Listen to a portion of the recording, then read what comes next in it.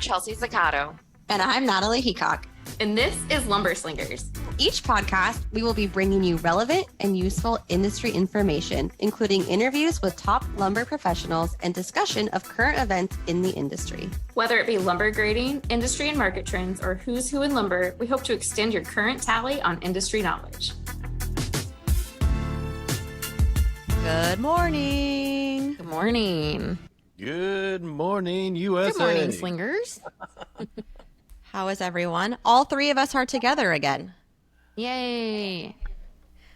It seems like a rarity anymore. I know. At least we're flexible.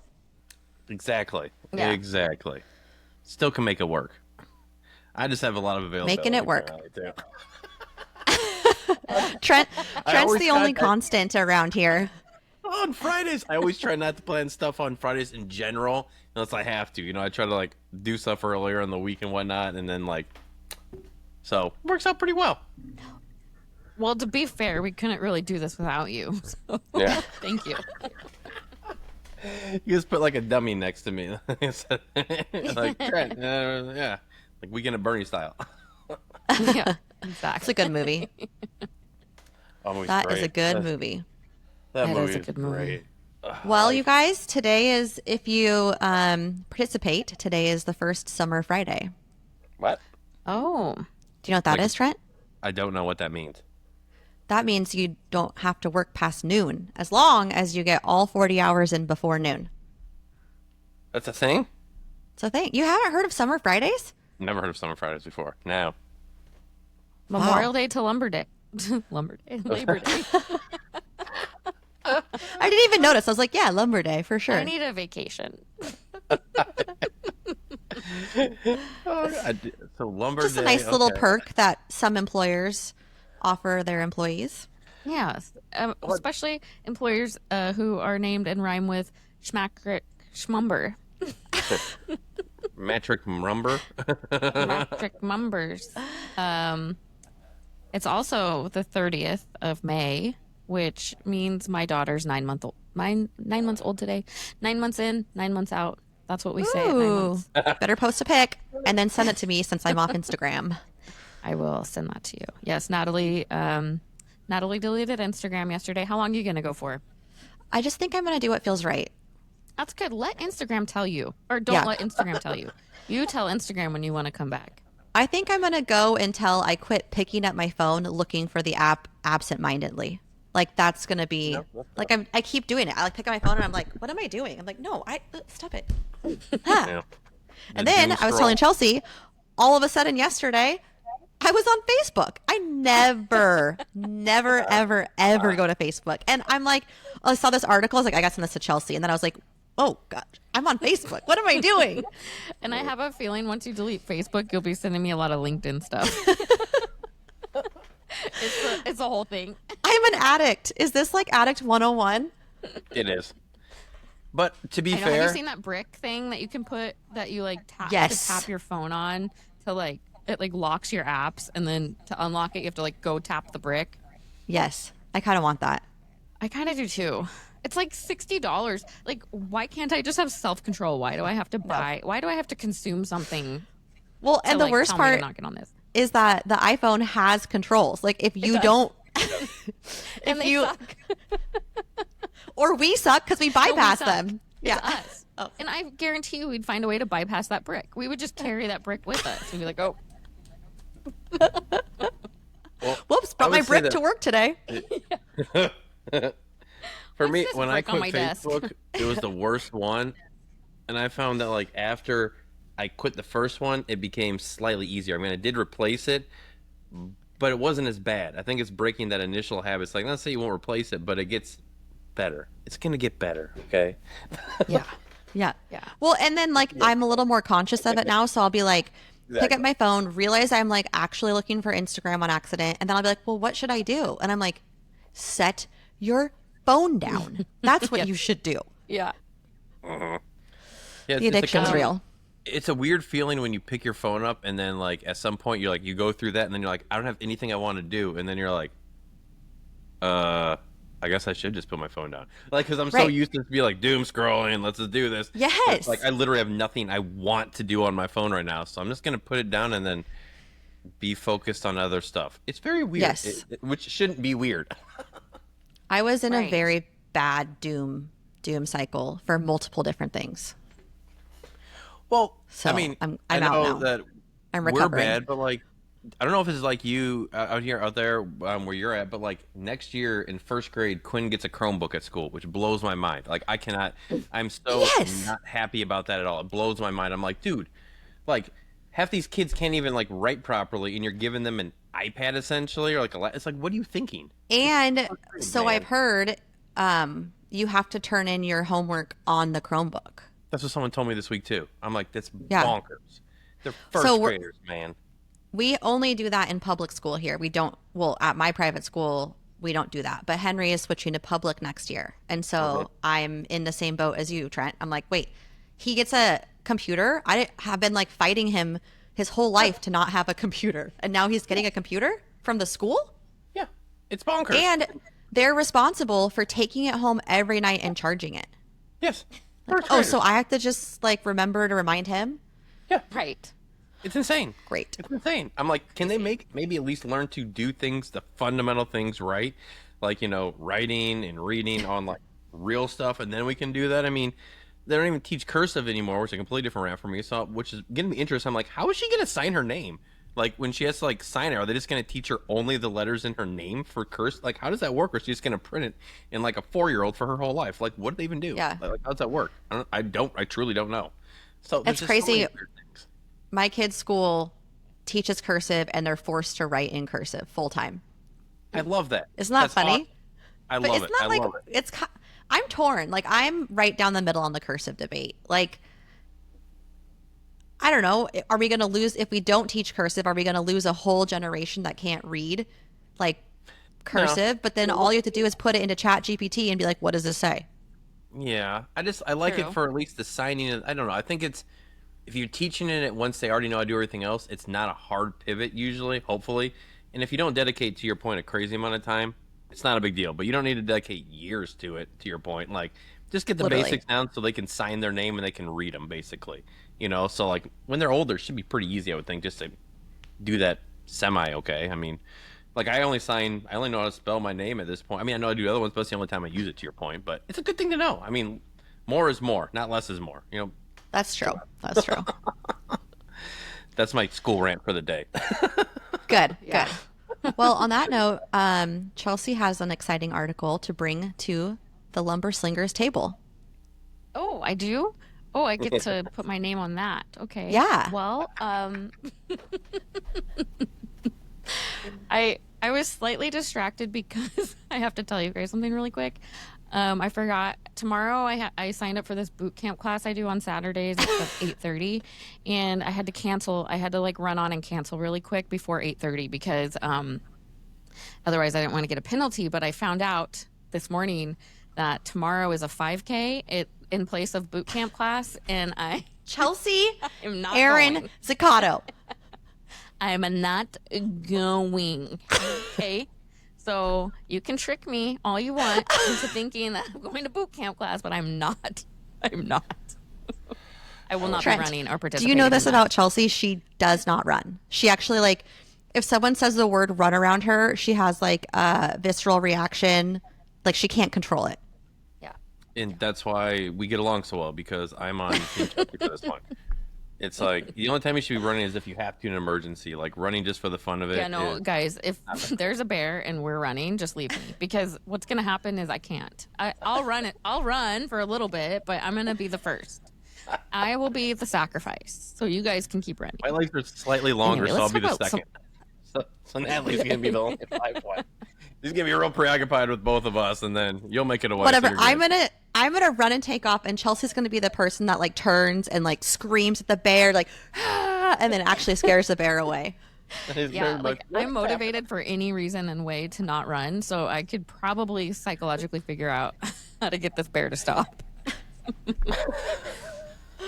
Okay, all right. I digress. All right. Well, I Moving didn't mean to throw you under the bus with the article. I could not tell you were sidetracked. No, I was just like, oh crap, I forgot to do that. Okay. Anyway, so the USDA invested 200 million, or they announced yesterday they're investing 200 million to expand timber production in the U.S. So they want to get us to 4 billion board feet of timber harvested annually. And I was trying to figure out, okay, well, where are we at right now? What, like 4 billion sounds like a lot. And I was reading that Oregon alone harvested in 2021 3.9 billion board feet, primarily from private lands. Wow. So we've been very close to that before. And between 2014 and 2023, the USFS sold an average of 2.98 billion board feet of timber annually. So the volume sold versus what's actually harvested might be a little bit different. But that future projection, they want to get that to 4 billion board feet by 2026. So I thought that that was a positive news. I mean, there's all the logistical questions of, obviously we need sawmills to do that. There's a lot of things that need to be in place to get there. So I like how they say I think that the good thing is that this investment will support efforts to work across jurisdictions and property lines to improve forest health and grow economies in communities nationwide. But I think that that's so important because we get really hung up on federal lands, state lands, private lands, rules for each. All the rules are different. What if our lands are neighbors to each other and I take care of mine and you don't take care of yours? And so it's important that it calls that out. they also did a shout out for mass timber. They said the investment also focuses on innovative wood products like cross-laminated timber, which, due to its strength in comparison to steel, is used in commercial building construction. So, super cool. Getting some momentum there. I mean, I feel like 2025 has been mass timber's year. I think so. Well, one thing that I think is interesting in this as well is it says that in response, the Forest Service has committed to increasing timber harvest on national forests by 25%, with the overall goal by 4 billion to, a fiscal 2028. So, I mean, I think that's very interesting because, I feel like you would maybe know the numbers more better from looking recently, but predominantly it seems like most of it comes from private land now, not as much on national forests because it's been kind of a no-no. Is that a fair assessment? At least not. No, I don't think there's been any from national forests that I'm aware of. Yeah, I didn't think you could do that, but maybe I'm wrong.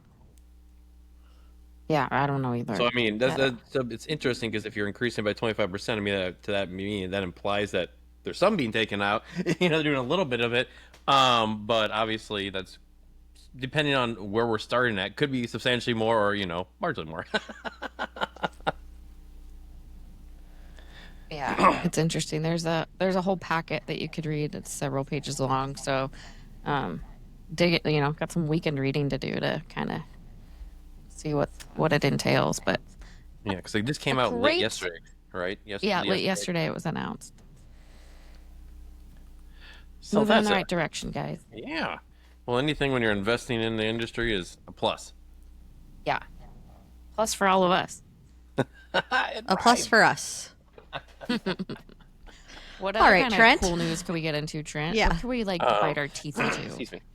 Well, in a similar but different area, there was an announcement that came out. I think it was the end of last week, right towards the end of last week, where this group Wiley, on the behalf of the Coalition for Fair Trade of Hardwood Plywood, they filed an anti-dumping countervailing duty petition with the U.S. Department of Commerce and the U.S. International Trade Commission to seek relief from unfair trade practices by Indonesia, Vietnam, and China.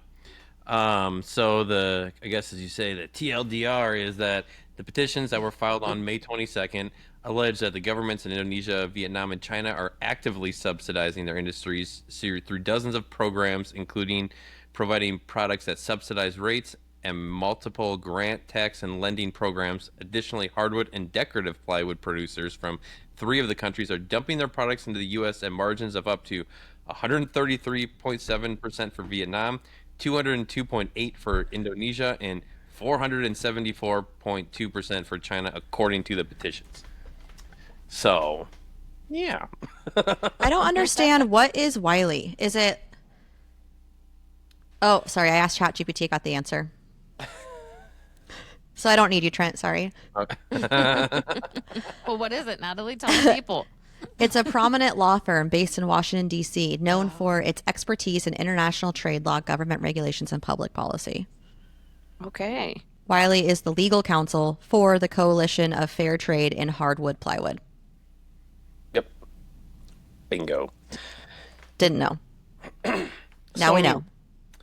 mean, this is not a new thing in this context. I mean, we hear about stuff like this all the time, I mean, and then, people circumventing it, even especially seems like on the plywood side of, going through, produce one country, send you another country, try to get around, any sort of, situations that may be, going on with them. Illegal.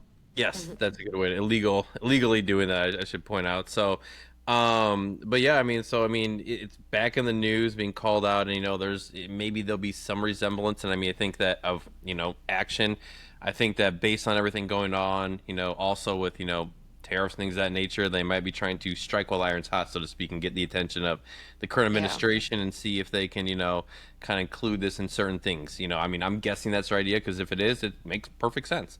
That's exactly what I thought. I was like, they're going for it while they have the upper hand. Absolutely. So it'll be interesting to see how this plays out. Like if it gets kind of roped into other stuff, if what kind of happens, or how they end up doing it. But yeah. So I'm gonna be interested just to see how everything plays out on this one. Yeah. So on to other fun news. This was an article that I thought was kind of neat. Certainteed. So they announced fortified roof certification and 2 new products for enhanced performance and durability. This was one that had a lot of views in the last week. It was a very, very popular one. And basically the gist of it is that they announced a collaborative effort with the Insurance Institute for Business and Home Safety. So Certainteed now offers a complete roofing system that meets the rigorous standards of the IBHS Fortified Roof Program. Now, when you go further down and kind of read a little bit more in here, it also points out 2 new roofing components. One is a certain, I love this, it's Certaseam. That's made me smile at Certaseam. It's a fun name. Roof tape, which is a roof deck joint tape designed to seal deck seams and prevent water intrusion during high wind events. And Swift Start SA Starter Shingle, a self-adhering, water-resistant rolled starter that offers fast installation and dependable protection, enhances overall weather-tight integrity of Certainteed's roofing systems. And they did point out that a broad range of their products already meet the fortified roof criteria. So, I mean, they kind of go into that more. But it's an interesting thing to come out, I think, especially with all of the rebuilding that's been coming on under, these areas where they tend to have, unpredictable weather, like in Florida, North Carolina, South Carolina, California. But California is obviously more, the currently fire related. But I mean, you never know. You guys, they can get down there some pretty, rainy weather as well, from what I've heard. You know what I mean? You never know. But it isn't. I think that myself, as well as a lot of other people, found this to be kind of an interesting thing when you find out about like quote, new products and stuff, especially in the roofing side as well. Yeah. We've had everybody in my neighborhood recently. It must be the mark of like these houses have all been around for 20 years or whatever, and everybody's redoing their roofs. These guys come on they have their like flatbed truck, and they have a porta potty on it, and they literally park in front of my house twice, and they get it done in like 3 days. It's really fast. So it's crazy. Certainteed, certain roofs are not cheap. Get it done. I had to get one myself. No, not at all. They're not cheap at all. But it was cedar shingle, my roof.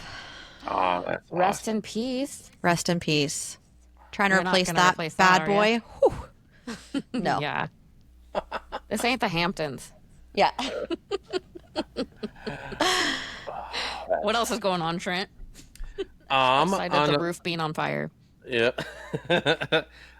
Red Built, they appointed a new CEO, which, I thought it was pretty cool. So very cool. They're an affiliate of Hampton Lumber, and they announced the appointment of Ted Assenberger as the new CEO effective June 1st. So when is that? Like tomorrow? Tomorrow. Right? Tomorrow, no, right? Sunday. Sunday. Because it's 31 we days. got 31 days this month. Yep. he's succeeding Don, who's going to be retiring later this year. I think Don, from what I remember, is going to kind of help with transition, which is, yeah, it said that he's going to be with the company through the end of, or the beginning of September, basically, which, it's always nice to have that, because then I think that makes the transition much smoother. And, I think it's super helpful, because it's like you're downloading years of knowledge to someone, and it's like to have that resource is pretty nice. So, congratulations to Ted as well as Don, who's going to be retiring. So, and, company as a whole, and Hampton. So, It's such a feel-good article. Dawn says really nice things. Randy Schillinger, the CEO of Hampton, says nice things. It's a nice article. Yep. Exactly. I like to have some of these feel-good ones in here after you're talking It's a good about all these feel-good. other things. Yes. Plywood, duties, and then happiness. Well, yeah. Are you Roofs going to flying talk off, and then about happiness? lumber prices? Because that's kind of depressing. Yeah. So that was the high note. Now it's like a mountain. Okay, we go up and down. So we're gonna go go up. down again then. So for the week ending May 23rd, Madison's lumber prices are at 474, which is down $1 from last week, which is down $22 or 4% from the previous month. So that's something. Then kind of going in line with, other stuff, mortgage applications decreased as what happened last week, not by a ton, just down 1.2%. So nothing really major there, considering those big swings we've seen before. And then the 30-year fixed rate mortgage rate is up to 6.89%. So it did tick up a little bit more. It's still under 7, but it's an interesting upward momentum that is, I don't know, for lack of what I was said to be like, doomsday, but it's slightly concerning going into the busy season about how that's going to be. I mean, for, I guess for anyone trying to buy a home, that is. Yeah. And I think that you can kind of see that because the NAR, the National Association of Realtors, they came out with their pending home sales, and they said that in April they had declined by 6.3%. So, you're kind of seeing that, I mean, I think that people are still buying, like I've seen anecdotally, but not necessarily what you would think at this point in time, across the board. I feel like historically, April, at least around here, things are flying off just off, like the inventory, they can't keep them. One house on my street sold, the other one's still for sale. It's been like, what, month and a half now? I mean, I don't know. They could have had inspection type stuff. But, I mean, still, usually they're like, previously they're like, we don't care. Like, there's like terrible things. Like, it doesn't matter. We're moving in. But now I it's think just some like, people are still stuck in thinking that it's like, we've had a great, strong economy the past few years. And especially when it comes to home sales, I've noticed that the homes that are priced like correctly for what they are have moved.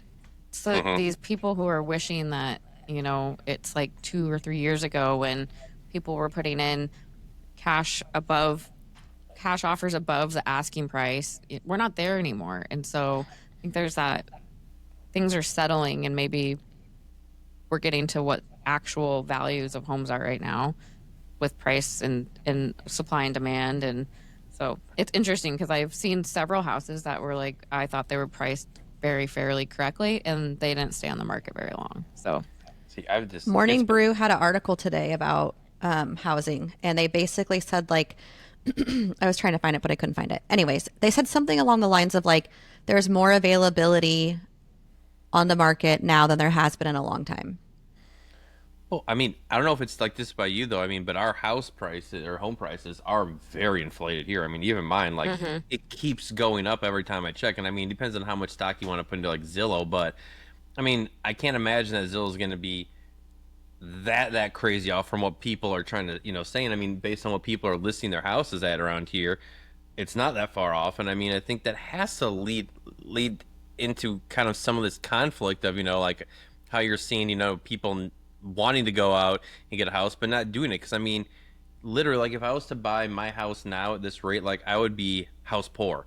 And it's like these are supposed to be starter homes mainly, You know, and it's like if you're planning on having like a couple kids, you're not setting yourself up for success. You know, I mean, you're really not. So I don't blame The people. interest rate is really the great equalizer of it. If the interest rates were so low, I think we'd still be seeing what we were 100%. seeing a few years ago. But the 100%. interest rates have really, pumped the brakes for many people. And Yeah. yeah. Trump just met with Jay Powell. They met at the White House. No new news, just that No. they met each other. They just said hi. And Trump says he's not going to fire him because I'm pretty sure legally he can't. Yeah, I don't think so.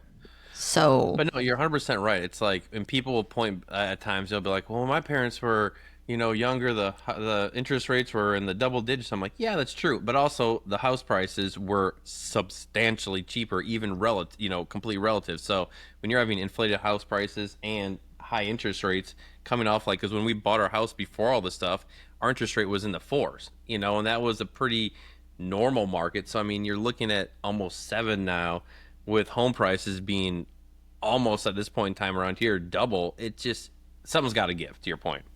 Something does. If not, something's got to give. something's got to give. Should make a song about that. Needs to be some sort of song. Well, it was lovely to see you both today. It's good to see you too. Good to see everyone. Yeah. We'll see you I won't be next seeing week. any of you guys tomorrow at a 5K. Hey, happy Summer Friday, y'all. Trent, Happy Summer Friday. sorry you don't Thanks have for that. bringing us the best news.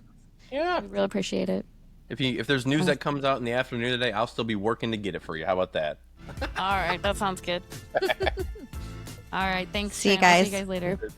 Bye-bye.